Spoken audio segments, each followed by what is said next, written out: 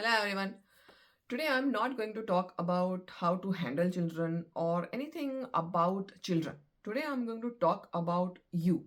Yes, the parent. Because the parents have to do all the hard work. So the focus should be on parenting.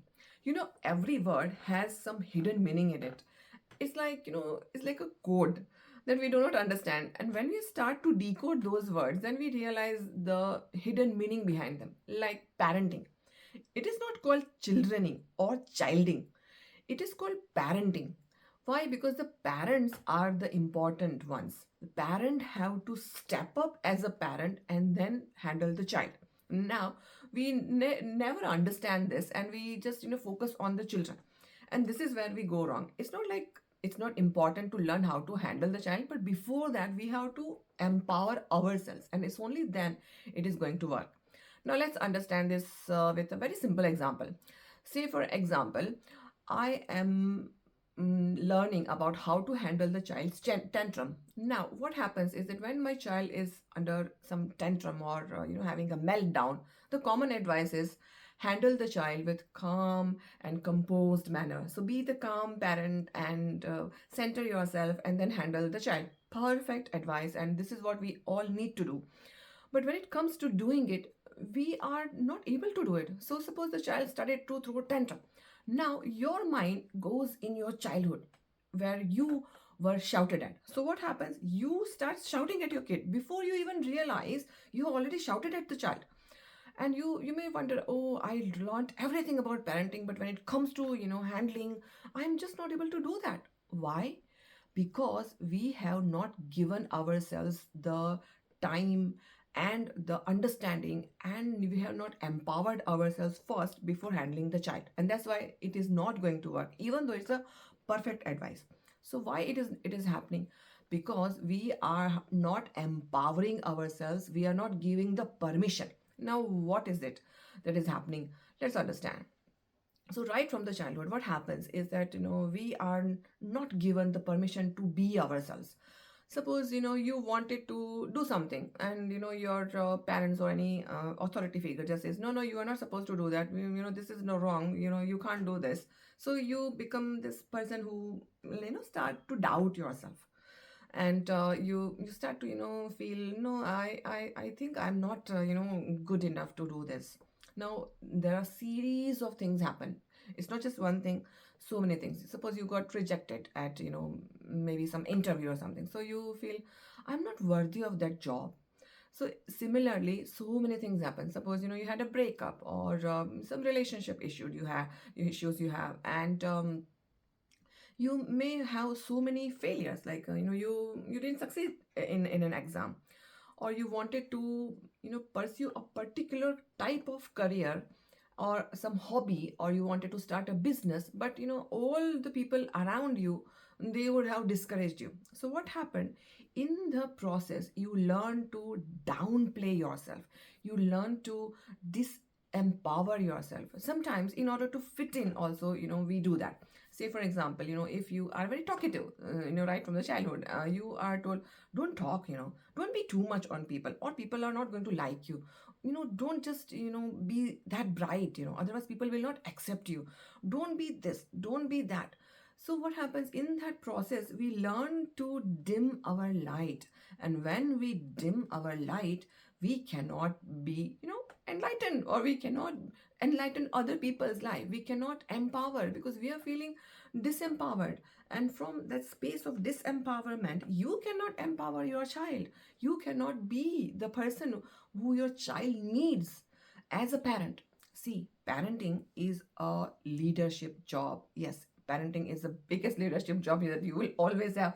And why it is a leadership job? Because all the child needs is a parent to look up and, oh, this is how my parent handles the situation. Like there are some frustrations, so how you handle the frustration? Your child is always watching you. I have always make this numerous videos about your child is watching you, your child is watching you, because the child is learning through subconscious, because in the childhood, the conscious mind, the logical mind is not developed. So in the childhood, when the children are literally operating through subconscious mind, the emotional mind, then your actions are definitely going to have imprint on your child. So how you are handling your frustration, how you are handling your disappointment, how you are handling your anger, how you are handling your challenges or some failures, your child is just watching, and they just learn through watching you. But what is happening, because you have learned to downplay yourself or disempower yourself, you're not able to be the parent, and then you wonder, I don't know, why am I not able to? So what to do now? Simply take the power back and give yourself first permission to be yourself, permission to do things that you like, permission to just follow your heart, permission to be powerful, permission to stand in light and experience the big version of yourself, experience the higher version of yourself, permission to experience the uniqueness, permission to just tap in your own inner self, the soul, and that power that you have to learn to tap in that power. Is only then you will be able to you know be the parent that your child needs. Now, action steps, what are we going to do next? Second step is, do what you have always called to do. We all had some very sometimes strange ambitions, or it may look like bigger than your life. Suppose I want to make this world a better place by becoming a better parent. So that is a very big version, a big vision of my life. So what will I do? I'll just start being that person who can achieve it. Now, at first it will sound like, oh, this is not right. But as long as you have got positive intention, you have got good intention for other people, have benevolent heart, which want to do better for other people, you must follow all those things, because the world needs it, and also your own children need it. So that is very important. So suppose you wanted to have that business, maybe some arts and crafts business, because you are so good at making some arts and craft, or you are so good at writing, you are so good at some sports. You always wanted to be the dancer, but now you're 30, 40, 50, or 60 year of age, and now you may feel, I can't do that now. You just need to start, because end of the day, it's you and your life. Trust me on this. On the deathbed, I have seen many people that they regret not doing certain things that they always wanted to do. They regret not saying things that they always wanted to. So we all say there is a big book in us. Everybody has a book in us, because we all have something very valuable to share, very very valuable to do, but we do not ever give that permission. Even though suppose you don't want to do like those big things, but at least do something that makes you happy and empowered. So when you give yourself that permission, then you become the version that your children need. Because empowering others, start with empowering your own self. I cannot empower other people if I cannot empower myself. So when you give yourself this permission, it's only then your children are going to benefit. And this is the easiest and simplest way how you can benefit from empowering yourself. So just think about this, and if you have got any insight about it, do let me know. If you could resonate, or you have got anything else to share, please share with me, and I'll be very happy to read the comments. So that's all for today.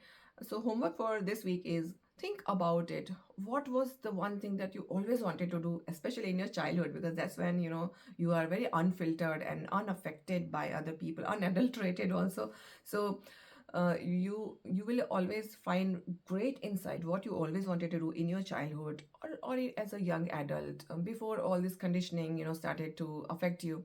And then just note down certain points, like maybe you have 2 3 things that you always wanted to do, and out of those 2 3 things there will be one thing that you always wanted to. You might be reading materials related to that one particular thing. You might be searching content related to that one particular thing, and that is your soul calling.